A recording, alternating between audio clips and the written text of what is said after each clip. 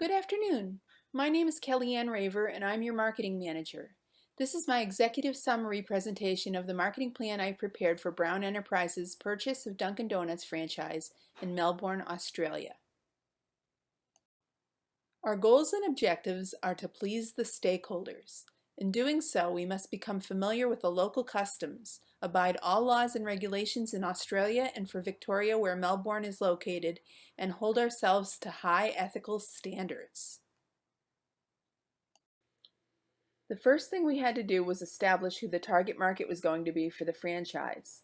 Once we investigated some of the background info on Melbourne, such as size, population, earnings, profession, coffee consumption, fast food consumption, income levels, education, and internet use, we concluded that the target market is all genders between or close to the ages of 25 to 60 years of age, employed with completion of some sort of training or higher education.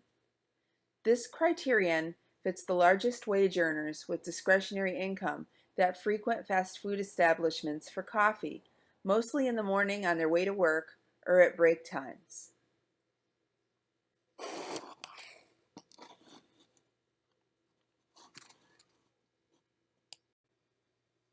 There are many global marketing influences found in Australia and Melbourne in particular.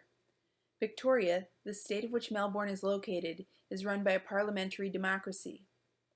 Governing laws come from the Australian Constitution and are either legislative from the state or common law from a judge. Regulations for franchising, known as the Competition and Consumer Industry Codes Franchising Regulation 2014, number 168, 2014, can be found at the Federal Register of Legislation. It details the franchising code of conduct. There is a trade agreement with the U.S. known as the Australian Rules of Origin, which classifies tariffs and requirements for content value. Melbourne is endowed with higher learning institutions, international cuisine, concert and symphony halls, art galleries, and shopping. Ancestry of citizens come from 140 different countries. We are looking to obtain 5% of the market share of the local fast food, coffee, cafe industry in 2020. We intend to triple this within 3 years, providing we provide excellent customer service and stay affordable for our target market. If the franchise is going to be successful, it will depend on whether it can assimilate into what is known in Australia as Third World Coffee.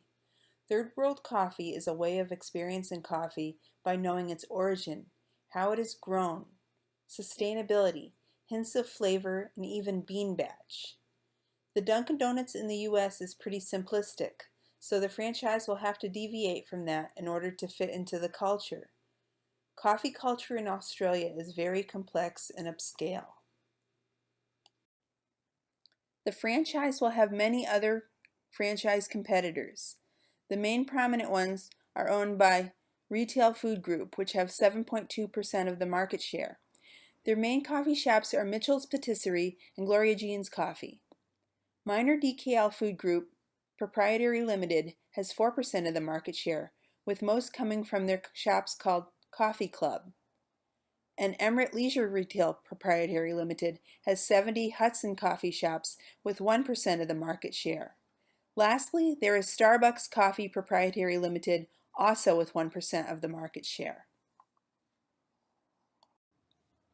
When we looked at behavior of consumers in our new location, we found that obesity is on the rise there too, due to poor dietary choices. Men tend to be more overweight than females, and Australians in general are consuming more than twice the World Health Organization's recommendation for intake of daily sugar. Let's talk about financials for your franchise. When we add up all the items that you are selling at the cost to you, we get $382,726. This is cost of goods sold. Package and container cost and cost of goods sold are considered variable cost. The cost for everything else to run your business are your fixed costs. That is $207,368.36. An average customer transaction is approximately $6.35. If you want to find out how many customer transactions you will need in a year to cover your fixed cost, you divide your fixed cost by the average transaction amount. In your case, you will need 32,657 transactions in 1 year to cover your yearly fixed cost. This works out to 2,722 monthly, 605 weekly, or 82 daily transactions. On the next slide, you will see the forecasted sensitivity analysis for 2020. The anticipated sales for 2020 are $720,000. If you subtract the cost of goods sold, you get $337,274. This is your gross profit. After subtracting the total of your other expenses, you get your income before taxes, which comes to $129,580.64. I've done the same thing respectively for if you had 20% decrease in sales, a 10% decrease in sales, or a 10 or 20% increase in sales. Next, we will look at anticipated net profit or loss and return on investment. If you take your $720,000 in sales and subtract your cost of goods sold, again you get your gross profit. It's the same number. However, if you take your sales and subtract your total expenses, you will find if you have a net profit or a net loss. In your case, you have a net profit of $129,580.64, which turns out to be the same number as your income before taxes from the previous spreadsheet. If you divide this number by your total expenses, you get your anticipated return on investment, which is 22%. We went ahead and factored in an expected inflation rate for the following 2 years. Your net profit in 2021 is $259,410.58 with a 43% return on investment, and in 2022 is $417,095.84 with a 67% return on investment.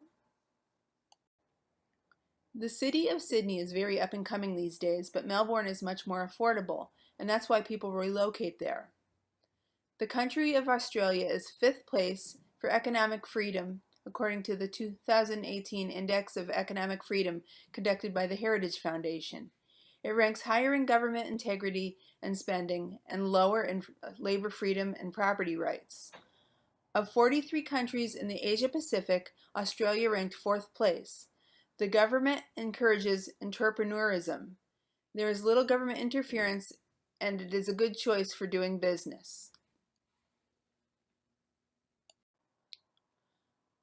Market differentiated pricing will be used for products in the franchise. This is so they can be altered due to competition and exchange rate fluctuations or anything else that will arise. It is the best plan for the business while it is getting established and will allow for growth as we see what consumers are willing to pay. An integrated marketing communication can be both traditional, which is much more difficult to get metrics from, and digital, which can be very easy to get metrics from. The idea is to get as much consumer exposure as possible.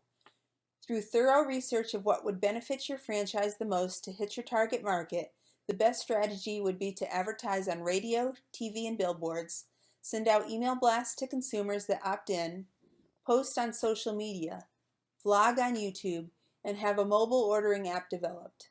On social media, you can have weekly coffee trivia contests and other interactive contests that will expand consumer interest and awareness. Because of regulations regarding unwanted postal mail, direct mail is not advised. They actually have a do not mail registry. You are paying advertising fees to the company, which covers the location being posted on Dunkin Donuts website, so there's no need to get an individual site. That may become confusing for the consumer. Lastly, it's advisable to be philanthropic. It looks good to your stakeholders. You will be sponsoring a local Little League team with a $2,500 donation. Here you see the itemized budget for the integrated marketing communication. The total budget will cost $83,728.36. For a sample communication, this is a TV ad we plan on launching before the franchise opens to get consumers excited and to make them curious. Here is a very similar Facebook banner advertisement. A timeline has been made that outlines all the activities and the time frame they need to be done by. In order not to be redundant with a slide, I've gone ahead already with the report and assigned the details to the individuals responsible for the tasks. I have also broken down the task by cost. As you can see, we have the dates, the task, a description, the assigned party to complete the task, and the cost involved, which was reflected in our advertising budget on the earlier spreadsheets. If our strategies are going as expected, then we will have positive feedback when monitoring social media conversations, and analytics should prove that there's an increase in brand awareness. If our strategies are not succeeding, our strategies might need tweaking. The social media specialists will be sending me reports to review to make sure we are getting a positive ROI. If there is a find that a strategy is not working, then the focus and any future financing will go to other strategies that are making the mark. I will be keeping the franchise owner abreast of any changes needed. Regulations we need to be concerned about with our strategies are as follows. The Competition and Consumer Act of 2010 for TV advertising establishes guides for businesses on competitiveness, price fixing, unacceptable behavior, consumer rights, and other issues, including advertising. The Commercial Television Code of Practice covers advertising placement, regulations of the scheduling of anything non-programming, decibels of sound for advertising, and paid endorsements and disclosures. The Commercial Radio Code of Practice of March 2017 regulates what can be advertised on the radio and factors needed for content to be recognized as an advertisement. The Code of Conduct are ethical guidelines for employees and businesses' social media presence. The Spam Act of 2003 regulates unsolicited email contact. The Broadcasting Services Act of 1992 regulates what is prohibited from being broadcasted online, and the app guidelines set forth by the Australian Government's Australian Office Information Commissioner regulate privacy. Success is measured both quantitatively and qualitatively. It is the way to see if a consumer is reacting favorably to your presence in Melbourne. For TV marketing, we're looking for a 15% rate of conversion correlating both viewership and consumer spending. For radio, we are looking for a 10% rate of conversion correlating listenership and consumer spending. For social media, we're looking to have 5,000 followers on Facebook within the first 3 months and 20,000 by the end of the first year. 1,500 followers on Twitter within the first 3 months and 6,000 by the end of the first year. 3,000 followers on Instagram within the first 3 months and 12,000 by the end of the first year. For email marketing, rate of engagement would depend on what and when a post goes out, but since it's dependent on opting in, we're looking for 12,000 consumer opt-ins within the first 6 months. For YouTube, we're looking to have at least 3,500 views per video posted, and we're looking for 30,000 monthly impressions per billboard. We will have 4 billboards on the main highways coming into Melbourne. For the mobile app, we're looking to get a 25% increase in ROI. Our method of control will be fully evaluating our metrics for our strategies at the end of 3 months and at the end of 6 months. This marketing plan is one for a new business, so the metrics we will get will be the ones we have to learn from. We have nothing to look back on to gauge from prior experience. If we find KPIs that lead us to believe we are not going to make our sales goals for a particular strategy, we will reroute our energy from any failing strategy to others that are doing well. Some additional marketing research we may need to conduct would be finding more about the desired ambiance of our restaurant. We have to upscale Dunkin Donuts from the way business is in the United States, So we would like to know things like what type of music our target market listens to, if consumers would be using the dining area for studying or conducting small business meetings, desired furnishings, or if the consumer would like an outdoor seating area. We want to delight our consumer and beat our competitors with exceeding expectations. There are several logistical factors to consider. We would like to reduce the ever-growing plastic problem in the oceans, especially considering Melbourne is on the Port Phillip Bay. We want to follow Victoria's lead of banning single-use bags by replacing plastic straws and styrofoam cups with something more earth-friendly and biodegradable. We also want to make sure we're following labor laws and human rights laws in regards to the ethical treatment of employees. Fluctuations in the foreign exchange rate has to be considered as it greatly impacts doing business in Australia. Another issue is climate change, affecting both the need for growing coffee in alternative environments and the prices of coffee. In conclusion, this marketing plan will provide you with strategies that are based on research. There are risks in doing business in any new country. However, you have a well thought out plan.